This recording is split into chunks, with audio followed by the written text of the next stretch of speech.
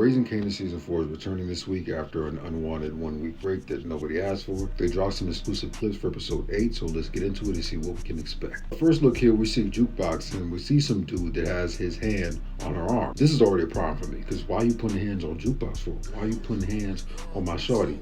This is a problem. Knowing that the demon that Jukebox has turned into, don't be surprised if she catches another body and this dude, because she ain't playing around this season. Next up, we see Kanan, and he just looks frustrated. He looks sad. He looks confused. Been through a lot this season, losing his best friend, and he thinks his mom did it, which hurts him even more, even though he doesn't have all the details. And I think this episode, he's really going to be trying to get some answers and figure out if his mom was involved in his best friend's murder. See another image of Jukebox. Seems like she's in her room. She's unpacking and likely having a conversation with Marvin or whoever else. This is a big season for Jukebox. She's making a huge jump, so expect a lot from her these last 3 episodes. Next up, we see Rock, and she's having this scene in the mirror, trying on some drip.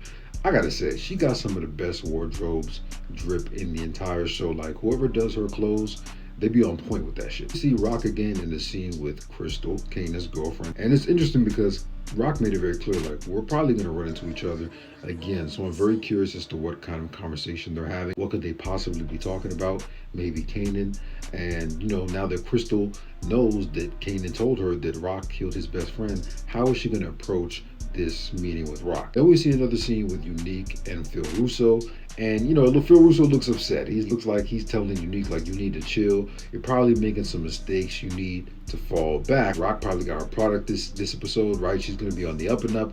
Unique needs to lay low. Then we see, like, 2 different scenes, 2 different pictures with Snaps and Pop outside walking the dog. Is it me, or is this the first time we ever seen Snaps and Pop outside in the world? Every time I feel like I see them, they're in their little club at their little table, chilling, drinking, doing whatever. I know y'all retired, but damn. And then we have another scene with Marvin and Stefano, and it seems like Marvin is still having these behind the back, secret one-on-one meetups with Stefano behind Rock's back. The last time they met, Stefano made a play to get Rock out the way. So I'm curious as to how Marvin is going to approach this scene. We see Rock again with this Asian dude, Terry, who's been lazy as fuck. She's probably pressing this dude like, yo, our shipment, our product is here.